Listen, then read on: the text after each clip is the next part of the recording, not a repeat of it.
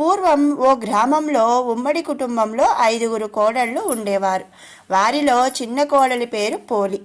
ఆమెకు చిన్నప్పటి నుంచి దైవభక్తి ఎక్కువ. కానీ అదే భక్తి అత్తగారికి నచ్చలేదు. కారణం, తనకంటే భక్తురాలు మరొకరు ఉండకూడదు, తనే నిజమైన భక్తురాలు అనే అహంకారంతో ఉండేది.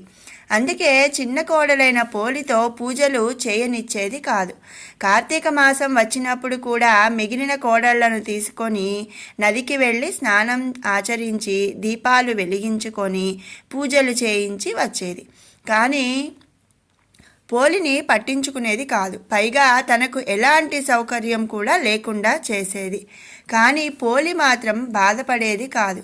అత్తగారు తోడికోడళ్ళు అటు వెళ్ళగానే పెరట్లోని పత్తి చెట్టు నుంచి కాస్త పత్తి తీసుకొని కవ్వానికి ఉన్న వెన్నను తీసి పత్తికి రాసి దీపం వెలిగించేది. ఆ దీపం ఎవరికంటా పడకుండా దానిపై బుట్ట బోర్లించేది. ఇలా మాసమంతా సూర్యోదయానికి ముందే స్నానం ఆచరించి నిత్యం దీపారాధన చేసేది. చివరికి కార్తీక అమావాస్య పూర్తయిన మర్నాడు మార్గశిర శుద్ధ పాడ్యమి వచ్చింది. ఆ రోజు కూడా అందరూ నదికి వెళ్ళిపోతూ పోలికి చేతి నిండా పని అప్పగించి వెళ్ళిపోయారు. ఆ రోజు కూడా ఎప్పటిలా ఇంటి పనులు పూర్తి చేసుకొని కార్తీక దీపం వెలిగించింది. ఎన్ని అడ్డంకులు ఎదురైనా పోలి భక్తి తప్పకపోకుండా చూసి దేవతలంతా ఆమెను దీవించారు. ఆమెను ప్రాణం ఉండగానే స్వర్గానికి తీసుకెళ్లేందుకు పుష్పక విమానంతో వచ్చారు దేవదూతలు. అప్పుడే ఇంటికి చేరుకున్న అత్తగారు మిగిలిన తోడికోడళ్ళు విమానాన్ని చూసి ఆశ్చర్యపోయారు. అది తమ కోసమే వచ్చిందనుకున్నారు. కానీ అందులో పోలిని చూసి నిర్ఘాంతపోయారు. తాము కూడా స్వర్గానికి వెళ్ళాలనే తాపత్రయంతో పోలి కాళ్ళు పట్టుకొని వేలాడే ప్రయత్నం చేసిన ఫలితం లేకపోయింది. విమానంలోని దేవదూతలు పోలికి మాత్రమే స్వర్గానికి చేరుకునేటంతటి నిష్కలమైన భక్తి ఉందని చెప్పి వారిని కిందనే వదిలేసి పోలిని తీసుకెళ్ళిపోయారు. అందుకే ఆ రోజును అంటే మార్గశిర శుద్ధ పాడ్యమిని పోలి పాడ్యమి లేదా పోలి స్వర్గం అంటారు. మరి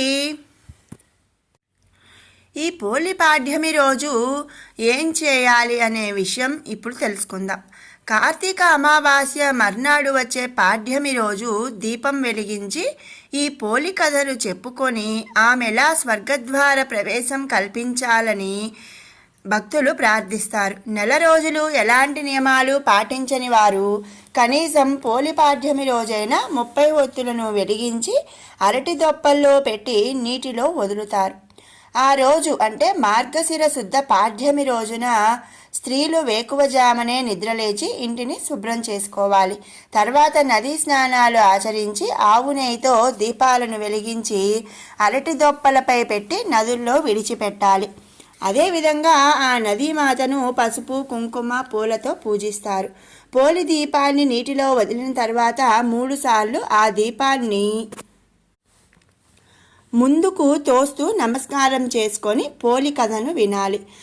నదులు అందుబాటులో లేని వారు ఇళ్లలో ఉండే బోర్లు లేదా బావి నీటితో స్నానం చేయాలి. ఆ తర్వాత ఒక గిన్నెలో లేదా ఒక బకెట్లో నీటిని పోసి తులసి కోట ముందు ఈ దీపాలను వెలిగించి గంగాదేవికి నమస్కరించడం ద్వారా పుణ్యఫలం లభిస్తుందని మన పండితులు చెబుతున్నారు.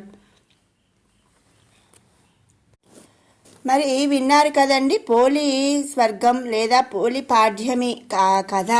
అలాగే ఆ రోజు ఏం చేయాలి అనేది అందరూ కూడా ఈ పోలి పాడ్యమి రోజు పోలి స్వర్గపు ఒత్తులు వెలిగించి పోలిలాగా అందరూ స్వర్గాన్ని చేరాలి అని చెప్పి ఆశిస్తున్నాను.